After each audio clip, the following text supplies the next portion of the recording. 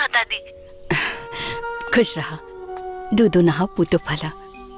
बेटा तू खुश तो बाड़ू ना? तोहरे ससुराल में तोहरा से केहू कुछ कहत तो ना रहे ना?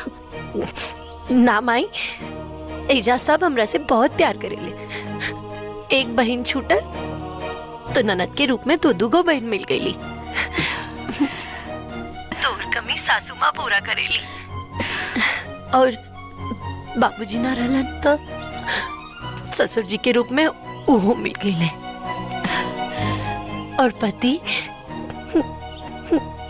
तो इतना प्यार करेले कि नैहर की कबो यादें ना आवेला।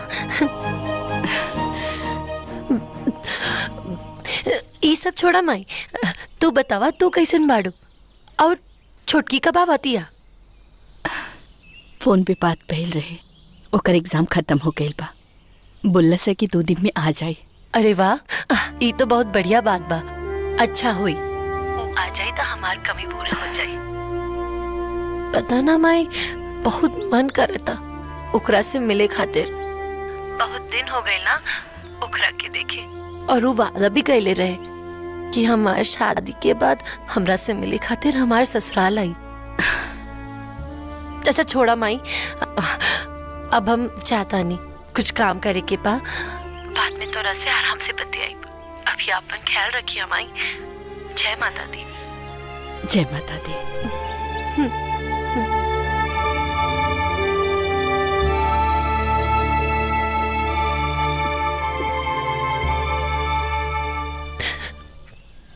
तोहनी लोगन के दुख हम समझ सके नी बहनी। अरे इतना हीरा जैसन लइका कोयला के भाव बिका गईल, ओकर दुख तो होबे करी ना। 15 एकड़ खेती, मार्केट में साड़ी के दुकान और इतना बड़ा घर, तो हम अनुराग के दूसर ब्याह करा सके नी है?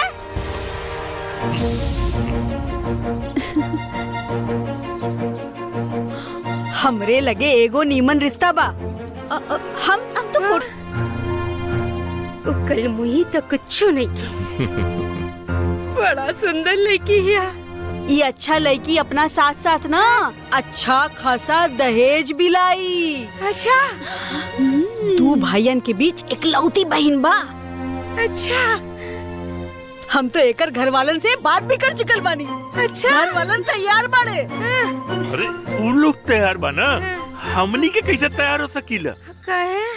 बिहल दानल लइका का दूसर बियाह हो सकेला का? अरे हमनी का लइका अब कुआरा नानु बा। ता बाबूजी, हाँ कुंवर बना दिहल जाओ। हैं? वो कैसे?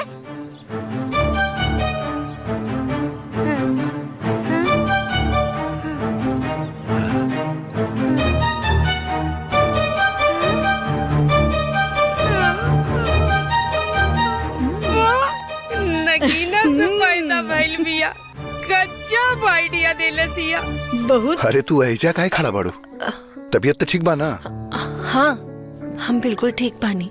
अच्छा, ये कुछ पैसा बा, तू अपना पास रख ला। ना जी ना, ये आप माँ जी के दे दी। माँ जी घर की मालकिन बाड़ी ना। बात तो तू सही कह रहल बाड़ू, लेकिन इंसान जब अपना पैर पे खड़ा हो जाला ना, तो माई बाबूजी के साथे साथे मेहरारू के भी ख्याल रखर ओकर फर्ज होला।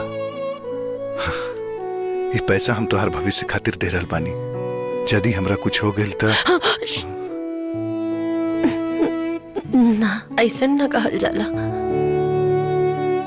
रवा के पता बा, एक औरत खातिर ओकर सुहाग, ओकर पति सबसे बड़ दौलत होला। भगवान न करे रवा के कभी भी संगे संगे मरब भी संगे संगे। अब तक खुश? अच्छा सुना, कल कपड़ा व्यापार संघ के पटना में सम्मेलन बा, तो हमरा आज ही रात के निकले के पड़ी।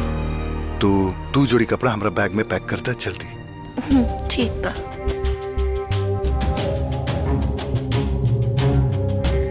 ये तो तू बड़ा अच्छा खबर लेके आइल बड़ू वंदना। बेटा के कुंवारा बनावे के इससे शुभ रात तो हो ही ना सकेला।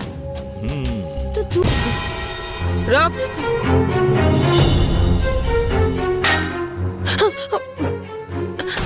का भाई माँ जी? का भाई? चल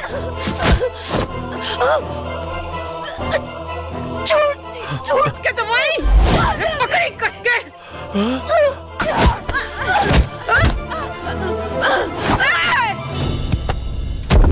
क्या रे? कहाँ भाग के जेबी रे? कस के दवाई जोर से पकड़, उनका पैर पकड़ जोर से।